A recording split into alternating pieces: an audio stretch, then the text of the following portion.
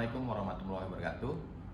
Yang kami hormati Bapak-bapak, Ibu-ibu, peserta pelatihan kepemimpinan pengawas. Pada hari ini kita akan membahas strategi pembelajaran kita, yaitu agenda 1. Pelatihan kepemimpinan pengawas terdiri dari bela negara kepemimpinan Pancasila dan etika dan integritas kepemimpinan Pancasila. Seperti kita ketahui, kompetensi kepemimpinan pelayanan adalah kompetensi manajerial peserta untuk menjamin terwujudnya akuntabilitas jabatan pengawas sebagaimana diatur dalam peraturan pemerintah yang mengatur mengenai manajemen PNS.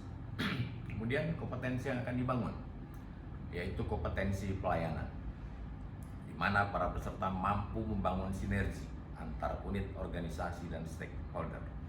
Kemudian juga mampu menjadi motor penggerak perubahan strategis di instansinya. Kemudian juga memiliki karakter yang terbuka dan mampu mengelola keragaman di lingkungannya untuk mencapai hasil kerja yang berdampak luas. Jenis pelatihan struktural kepemimpinan yaitu ada 3. Jalur pelatihan klasikal. Pelatihan yang dilakukan melalui pelatihan tatap muka, kemudian jalur pelatihan non klasikal yaitu pelatihan yang dilakukan melalui distance learning. Kemudian ada jalur pelatihan klasikal dan non klasikal yaitu pelatihan yang dilakukan melalui blended learning. Kurikulum daripada pelatihan kepemimpinan pengawas ini ada 3, yaitu kelompok mata pelatihan inti yang agendanya terdiri dari kepemimpinan Pancasila dan bela negara, kemudian kepemimpinan pelayanan, kemudian pengendalian pekerjaan, kemudian aktualisasi kepemimpinan pelayanan. Kemudian ada juga kelompok mata pelatihan dasar, yaitu memuat agenda smart governance sesuai dengan ketentuan peraturan perundang-undangan. Kemudian juga ada kelompok mata pelatihan pilihan, yaitu memuat agenda penunjang pembelajaran aktualisasi kepemimpinan. Substansi mata pelatihan kepemimpinan pengawas, ada kelompok mata pelatihan, ada mata pelatihannya, ada mata pelatihan inti, yaitu yang pertama agenda kepemimpinan Pancasila dan bela negara, kemudian agenda kepemimpinan pelayanan seperti yang saya sampaikan tadi, kemudian agenda pengendalian pekerjaan dan agenda aktualisasi kepemimpinan pelayanan, di mana strategi pembelajarannya melalui e-learning dan juga melalui klasikal. Kemudian ada juga mata pelatihan dasarnya yang terdiri dari 9 jam pelajaran. Yang pertama itu penguatan pola pikir, kemudian yang kedua rumpun pemerintahan digital atau digital governance, kemudian digital skill dalam menyusun pekerjaan. Kemudian juga mata pelatihan pilihannya ada 12 jam pelajaran, yaitu terdiri dari manajemen pemerintahan daerah, kemudian anti korupsi, kemudian juga pengadaan barang dan jasa, undang-undang cipta kerja, kemudian ada HAM, ada pemeriksaan keuangan, ada juga anti korupsi, kemudian juga ada perencanaan pembangunan nasional, kemudian ada pertumbuhan ekonomi hijau, dan juga ada materi pelatihan lainnya yang relevan. Ini dengan metode strategi pembelajaran self-learning, di mana diharapkan ada perubahan mata pelatihan untuk mendukung smart governance dan implementasi aksi dari proyek perubahan.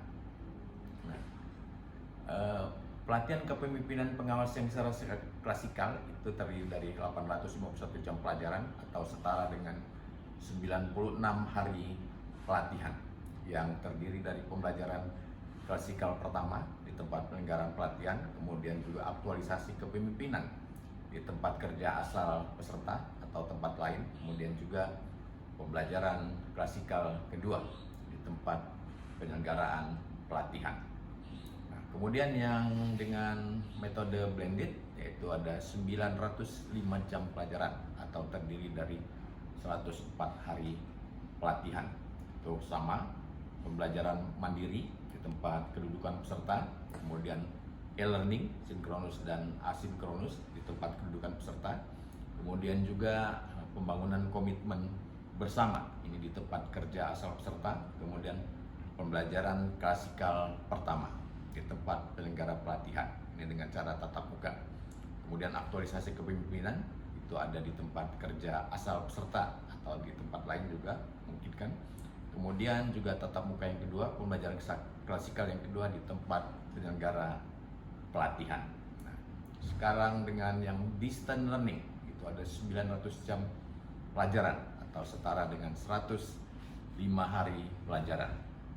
Hampir sama dengan yang tadi, yaitu ada pembelajaran mandiri di tempat kedudukan peserta, kemudian e-learning sinkronus dan asinkronus di tempat kedudukan peserta, kemudian juga pembangunan komitmen bersama di tempat kerja asal peserta, kemudian juga e-learning sinkronus di tempat kedudukan peserta, kemudian aktualisasi kepemimpinan di tempat kerja asal peserta atau tempat lainnya, kemudian e-learning sinkronus di tempat kedudukan peserta. Nah, kemudian juga kita ada pelajaran mandiri, belajar mandiri, yaitu kurikulum mata pelatihan inti, di mana peserta mempelajari mata pelatihan pada agenda 1, 2, dan 3. Nah, ini juga ada penugasan-penugasan melalui esai.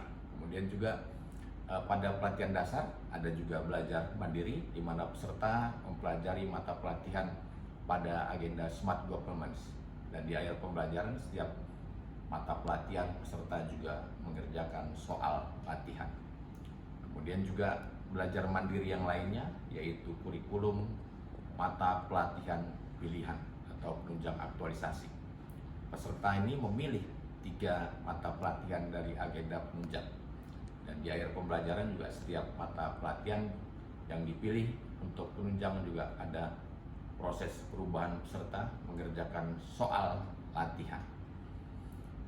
Nah, kepesertaan sudah jelas semua Bapak Ibu sekalian, bahwa peserta harus memenuhi persyaratan untuk mengikuti dan lulus seleksi.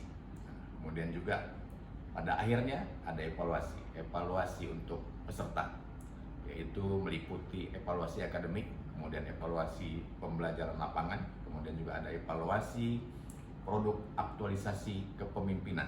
Nah, yang dievaluasi adalah evaluasi rancangan aktualisasi kepemimpinan dan evaluasi implementasi aktualisasi kepemimpinan. Kemudian yang terakhir adalah evaluasi sikap perilaku.